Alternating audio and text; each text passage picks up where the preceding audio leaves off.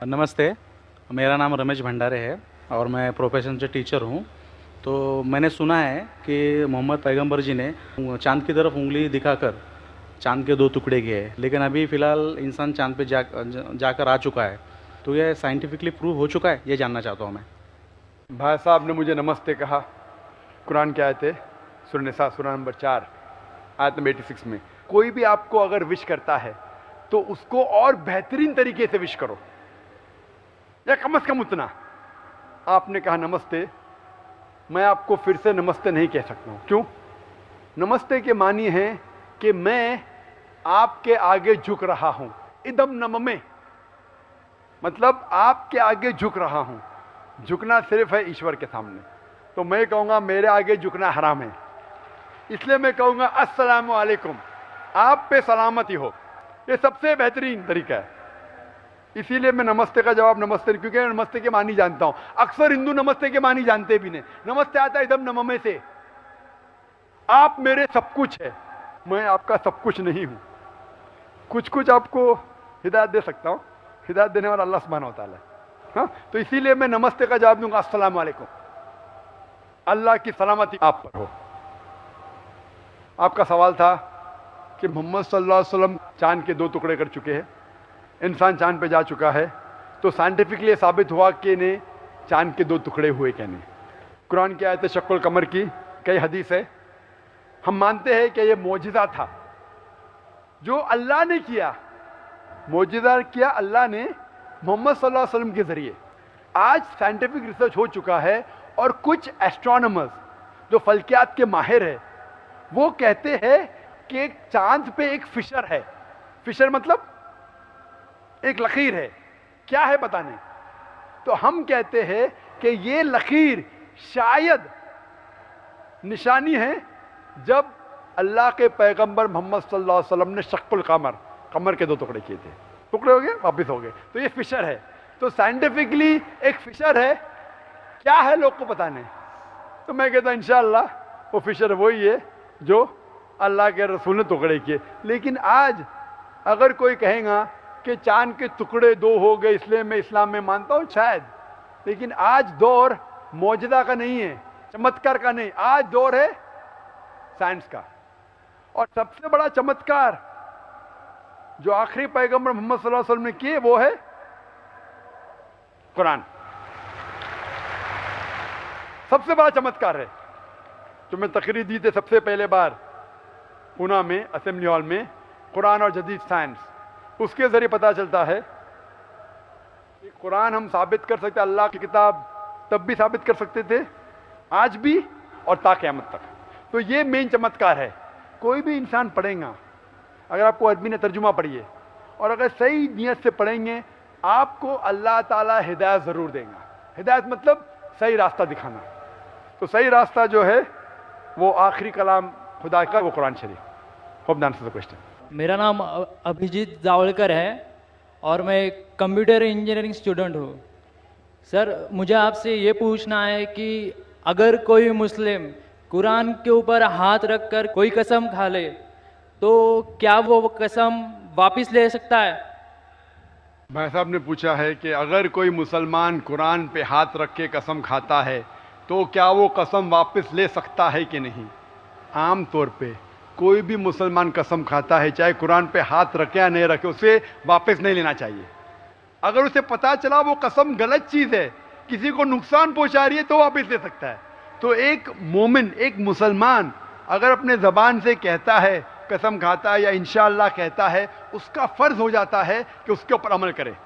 कुरान पे हाथ रखना नहीं रखना ऐसा कुछ लिखा नहीं है।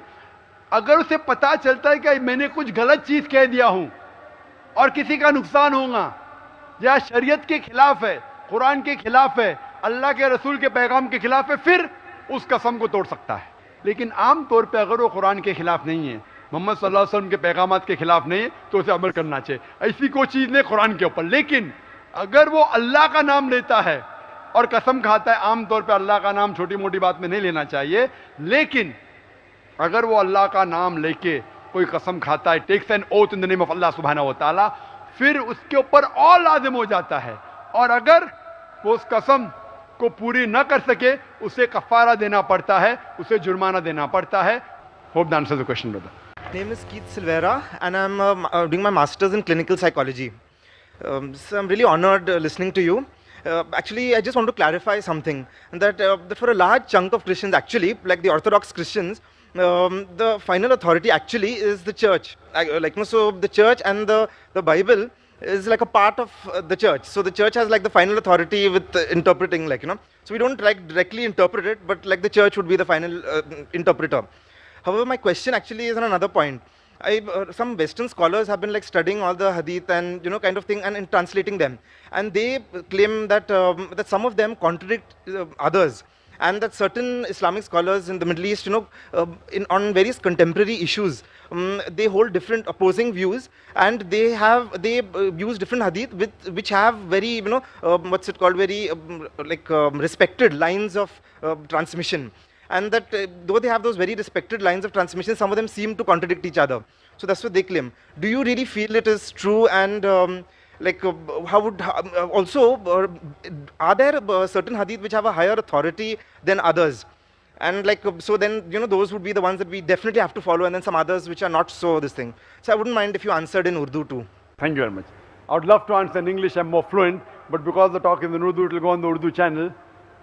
میں انگریزی میں بات اور فلوئنٹلی کر سکتا ہوں, لیکن بھائی صاحب نے انگریزی میں سوال کیا, لیکن مجھے کہا کہ اردو میں جواب دے, اسی لیے میں ان کا آبھاری ہوں. ماشاء اللہ. بھائی صاحب کا میں سوال پہلا ترجمہ کروں گا, اور میں ہمیشہ کرتا ہوں. بھائی صاحب نے پوچھا کہ وہ ایک کرسچن ہیں, اور کرسچینٹی میں بائبل ایک کتاب ہے خدا کی طرف سے, لیکن اور امپورٹنس دیا جاتا ہے چرچ کو. جس طریقے سے چرچ بائبل کی تفسیر کرتی ہے اس طریقے سے کرسچن مانتے. کرسچن ڈائریکٹ بائبل کو نہیں پڑھتے, ڈائریکٹ پڑھتے, لیکن جس طریقے سے چرچ اسے سمجھاتی ہے اس طریقے سے اس کو سمجھتے. مثال کے طور پہ پہلے آپ کو چرچ میں جانا چاہتا تھا سنڈے کو, آج کیونکہ سنڈے کو کم لوگ آ رہے, چرچ نے کہا کہ اب سیٹرڈے کو بھی چل جائیں گا. چرچ نے کہا. میں یہ پوچھنا چاہتا ہوں, چرچ کو کیا اتھارٹی ہے کہ خدا کے کلام کو بدلے؟ اسی لیے یہ صرف کرسچینٹی میں نہیں, اکثر مذاہب میں اسلام کے علاوہ جتنے دیگر مذاہب ہے وہی لوگ برہمن کہتے آپ وید کو مت پڑھو, وید کو میں پڑھوں گا. آپ جو ہم کہتے مانو, تو وہ کیا کہتے, شودرا, شتریا, ویشیا, آپ وید مت پڑھو, ہم پڑھیں گے برہمن لوگ. آپ شتریا ہے, آپ جا کے جنگ کرو. آپ ویشیا ہے, آپ جا کے دھندا کرو, تجارت کرو. آپ شودرا ہے, آپ ہمارے کام کرو. آپ اگر اچھے کام کریں گے, اچھے سے ہماری خدمت کریں گے, اگلے جنم میں آپ اچھے بنیں گے. ابھی اگلا جنم ہے کہنے بعد میں مان دو, اس جنم میں تو ان کو مل گیا ہے نا. آپ اگر وید پڑھیں گے تو گناہ ہے. یہ کون کہہ رہا ہے؟ برہمن. وید میں تو نہیں لکھا ہے, آپ سمجھ رہے کیوں؟ تو لوگ کو وید سے دور رکھ رہے. خدا کا کلام ہر انسان کے لیے, کیوں لوگ کو دور کر رہے؟ اسی لیے میں کہتا ہوں انڈین گورنمنٹ سے, آپ ہندو کو سنسکرت سکھاؤ. وید سمجھیں گے تو جس طریقے سے کرنل صاحب کہہ رہے تھے نفرت دور ہوئیں گی. اسی طریقے سے چرچ بھی یہ چیز کرتی ہے کہ ہم انٹرپریٹ کریں گے. چرچ ابھی ہے, بائبل کب آئی؟ 1000 سال پہلے. But generally they say that kind of thing, the Bible is a book of the church kind of thing. Who's saying? So what is it Is called? the Bible saying that? Is the Bible saying the Bible is a book of the church? You show me any statement where Bible says Bible is a book of the church. Does it say? No. When the church says that Bible is the book of God, so should we follow the word of God or word of church? Who's higher? Do you worship God or do you worship the church? Who's your creator, the God or church? کون آپ کا خالق ہے, خدا یا church? کون خالق ہے آپ کا, آپ کا بنانے والا؟ Who's your creator? God. تو آپ گاڈ کی بات مانیں گے, چرچ کی بات مانیں گے؟ ہاں یہ کہہ سکتے اگر کوئی بائبل کو مس انٹرپریٹ کر رہا ہے تو یہ کہیے ٹھیک ہے, اس کا ثبوت یہ ہے, آپ جائیے ٹرانسلیشن کے پاس. نہیں آپ پڑھ نہیں سکتے, یہ بولنا غلط ہے. اختلاف ہو سکتا ہے, چاہے وید یا بائبل ہو یا قرآن کو سمجھنے میں اختلاف ہو سکتا ہے. تو قرآن میں کیا لکھا ہے؟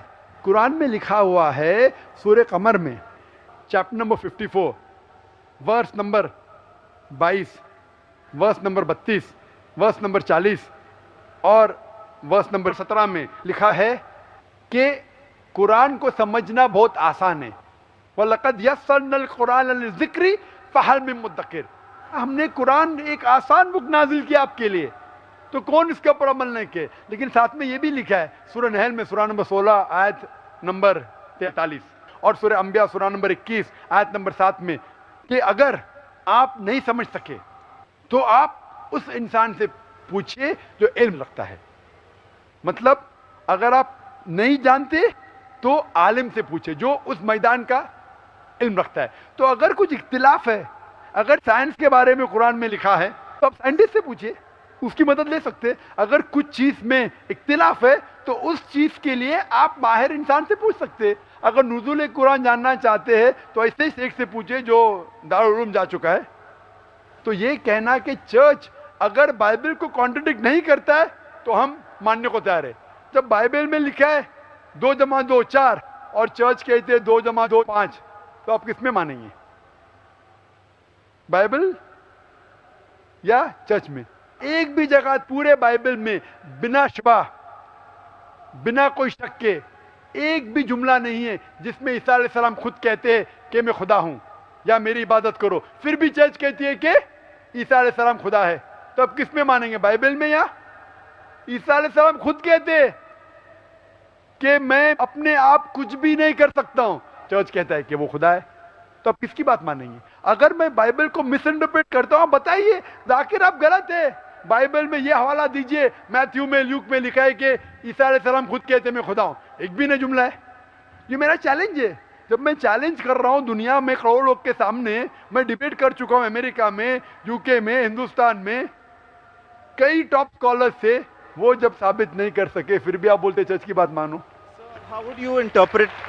अभी मैं आता हूं आपके सवाल के ऊपर, मैं सवाल पे आपके आता हूं हदीस के बारे में। So no, sir, that I just want to verify. How would you interpret the part in 1 Corinthians where it says that the church is the pillar and bulwark of the truth? 1 Corinthian में लिखा है कि church is the truth and The pillar and bulwark of the truth. Bulwark of the truth. Corinthian किसने लिखा है? किसने लिखा है कोरिन्थियन? Saint Paul. हाँ, Saint Paul. सेंट पॉल, खुदा ने नहीं। बिल्कुल सही। तो मैं ये कहता हूं कि वो जुमला बताओ जो ईसा अलैहिस्सलाम ने लिखा है। हम मानते हैं कि इंजील अल्लाह की वही है, ईसा अलैहिस्सलाम के जरिए नाजिल की गई। कोरिन्थियंस तो पॉल की, हम पॉल में माने या ईसा अलैहिस्सलाम में माने? ईसा अलैहिस्सलाम कहते हैं कि अल्लाह की तरफ जाने के लिए आप अहकामात को मानो, कमांडमेंट्स को मानो। कोरिन्थियन में लिखा है चर्च इज द बुलमार्क। कोरिन्थियन में लिखा है कि पुराने ऐदनामा को छोड़ो, ईसा अलैहिस्सलाम को मानो कि सूली पे चढ़ गया। तो आप पॉल की बात मानेंगे या ईसा अलैहिस्सलाम की बात मानेंगे? किसकी बात मानेंगे? तो जब भी टकराव है, अगर एक किताब पॉल ने लिखी, सेंट पॉल ने, एक जुमला ईसा अलैहिस्सलाम का, टकराव होता है, किसकी बात मानेंगे? ईसा अलैहिस्सलाम की। बिल्कुल सही। इसी तरीके से हदीस में भी आता है। हदीस भी कई किस्म की हदीस है। हम मानते कुरान में और सही हदीस में। कुरान अल्लाह सुब्हानहू व तआला, ईश्वर, खुदा का आखिरी कलाम है। इसमें बिल्कुल मिलावट नहीं, क्योंकि खुदा खुद कहते हैं, अल्लाह सुब्हानहू खुद कहते हैं सूरह हिजर में सूरह नंबर 15 आयत नंबर 9 में, हमने कुरान नाजिल किया है और हम इसकी हिफाजत करेंगे। इसमें कोई मिलावट आ ही नहीं सकती। दूसरी चीज़ है हदीस। हदीस मोहम्मद सल्लल्लाहु अलैहि वसल्लम का अमल है, उनका कौल है। हदीस इकट्ठा नहीं हुई थी। हदीस इकट्ठा होने का सिलसिला शुरू हुआ 50 साल बाद, 100 साल बाद। तो अभी हम तहकीक करते हैं ये हदीस सही हदीस है क्या नहीं, क्या अल्लाह के रसूल ने सही में कहा कि नहीं। तो तहकीक के बाद स्कॉलर्स कहते हैं ये सही हदीस है, ये ज़ईफ़ हदीस है और ये मौजू हदीस है। तो इस तरीके से हदीस की कैटेगरी, सही हदीस पे अमल करना चाहिए, ज़ईफ़ और मौजू हदीस पे हमें अमल नहीं करना चाहिए। सही हदीस में भी क्राइटेरिया है, 10 क्राइटेरिया है जो वक्त नहीं कहने के लिए। तो हदीस में भी क्राइटेरिया है सही या गलत, और उसकी एक साइंस है। खाली ने ये मानो इसमें मत मानो, वो साइंस है जिससे पता लग सकता है कौन सी हदीस सही है, कौन सी ज़ईफ़ है। तो ये जो स्कॉलर जो जाते हैं वो ज़ईफ़ हदीस कोट करते, मौजू कोट करते, जो हम भी नहीं मानते। तो वो जो गलती निकालते वो हदीस को मानते ही नहीं कि सही हदीस है। मुस्लिम को सिर्फ मानना चाहिए कुरान और सही हदीस। Hope this answers the question. अगर वीडियो पसंद आया तो लाइक, सब्सक्राइब एंड शेयर ज़रूर कीजिएगा।